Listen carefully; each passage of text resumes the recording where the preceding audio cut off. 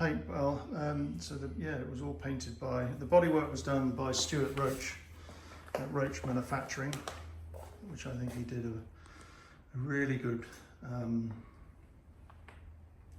good job of that. And the interior was done by Jim at C20 Motors. Fantastic job he did on that.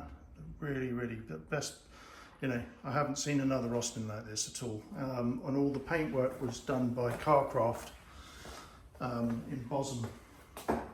And those guys did an absolutely unbelievable job on the paint as well. So, and the rest of it was built by me. And all the machining parts and all the custom bits were made by me. In terms of history of the car's been in my family since 1951, and it was my father's first car. And he drove it around, and then all his friends drove it around. It was originally built in my grandfather's business called Unipower, and that's why on the dashboard there we got the Unipower logo as a bit of a nod to its history. And really it was made by one of the old boys who was retiring there as his sort of swan song. And it went from there to my aunt, then to my uncle, then missed my other aunt, and then went to my father. And it was when it got to my father, it was turned into this colour. It has a fast road cam in. It's not a racing cam, but it is a fast road cam, which was ground for me by Paul Bonewell. He also ground the cam followers for me to match the cam.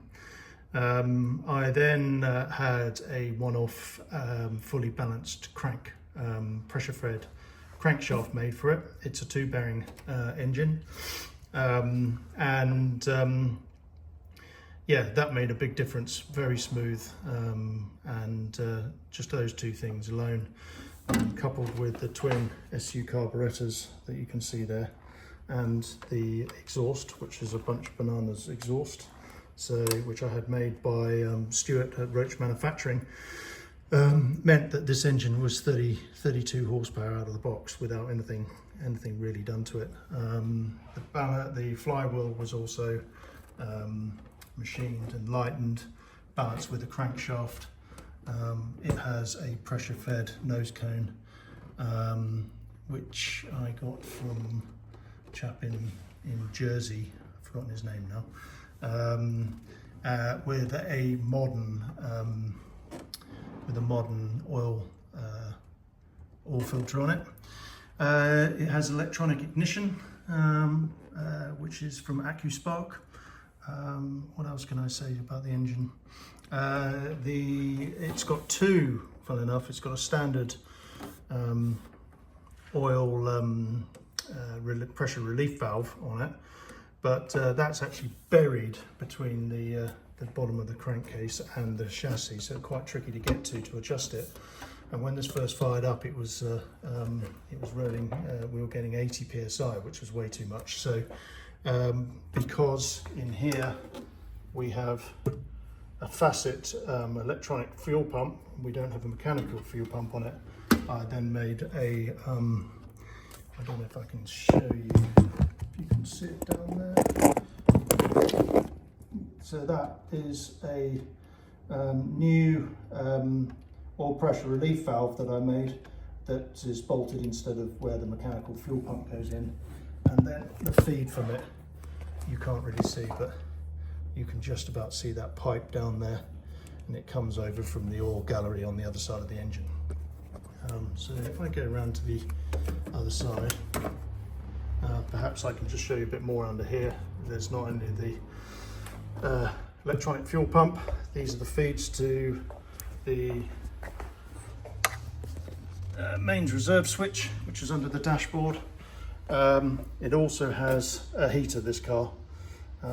So this is the electric heater pump, and all of these sort of modern bits, which I've tried to do, I've buried under hatches behind, so you don't. It sort of tried to keep the engine bay as clean as I possibly can.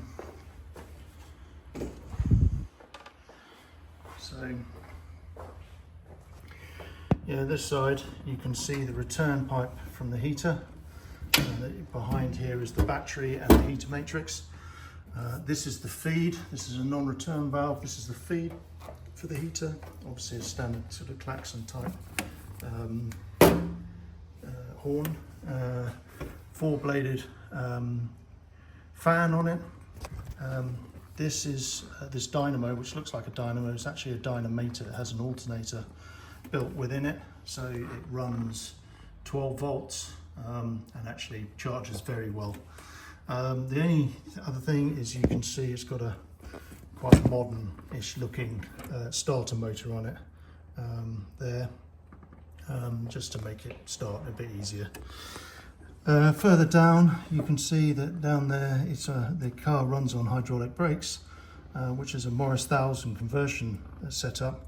So that's a standard Morris 1000 master cylinder. There is a modification where I have actually connected a header tank to it because it's a bit easier. It's quite buried down there, so make it a bit easier to fill it up with oil, which I have put into this hatch on this side along with all the electrics. So in here you can see that is your brake oil reservoir. I'm running it with DOT 5, which is a silicon-based brake fluid, just so if there's any leaks or anything, it doesn't take all the paint off. It doesn't give you the firmest pedal compared with DOT 4, but it works fine, and the car pulls up very well if you really stamp your foot on the brake. So for me, that works. You know, that's fine. You can change it if you want, you know, it to DOT 4, but it just requires you flushing it out. In here is the electronics. So basically the electrical system. So what I tried to do is I tried to run low voltage from the dash through relays that then run the rest of the car, the lighting and ignition system, etc. I just thought it was a bit neater. You weren't putting loads of load through all the switches. I just preferred it that way. I have got a wiring diagram for all this, and you can see that all the wires are numbered to make it a bit easier. It runs with LED lights.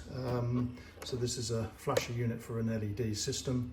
And this box here is basically it's a big Lucas relay, which I've adapted from an American car where they have the blinkers, you know, the flasher unit on the tail lights that have brake and then flash when you want to indicate to go left or right. And the reason I did that is I've actually adapted them for the front side lights in order to make sure that I didn't have to run any modern looking indicators on the front of it, which I thought would spoil the look. What else can I tell you about in here? Not a great deal, to be fair. Yeah, no, I think that's probably it on the front there. I'll come back. So in terms of the brakes, you can see these are hydraulic brakes from a Morris 1000 that have been adapted. And again, they work very well. All the parts are standard parts, easy to fit. So other things I've done on the front axle here, so there's a few modifications on it. The steering arm, it's got a brace on the back.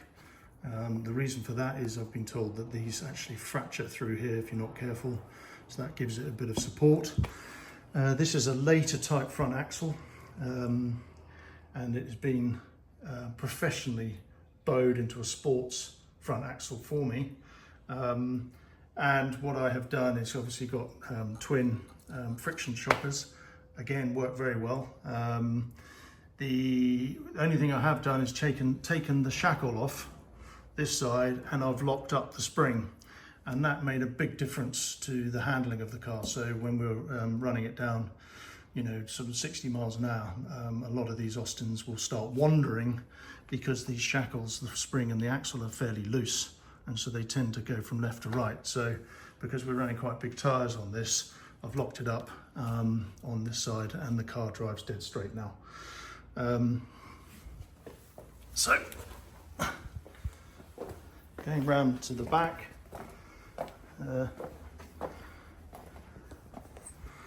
Again, all the tail lights are LED.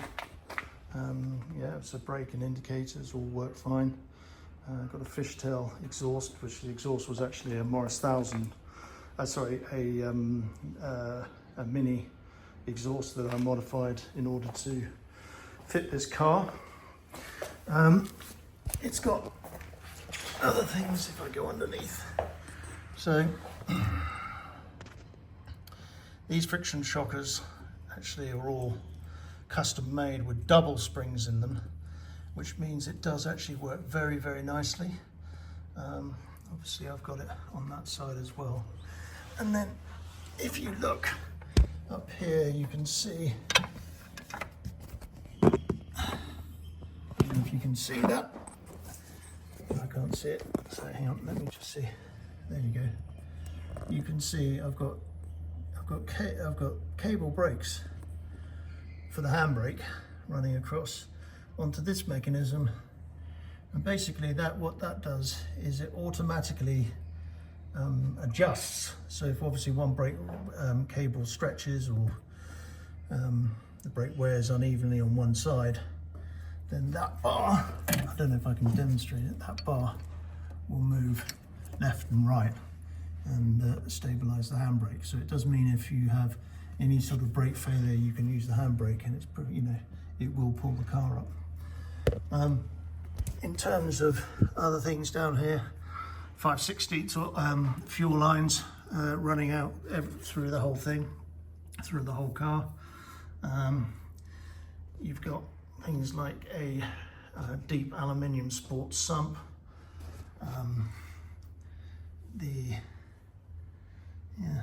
I think that's probably about it from under here. So anything I've forgotten on the engine, I suppose? No, the engine's got the valve springs are double valve springs on it to stop any clatter at high speed. That's about it for the moment. So in here, you've got your temperature, your volts, oil pressure, RPM, and the speedo. This is your coil on, that's ignition key, fuel pump, heater, fuel pump, heater. We've got lights, side lights, high beam, side lights, high beam. That's what that all does.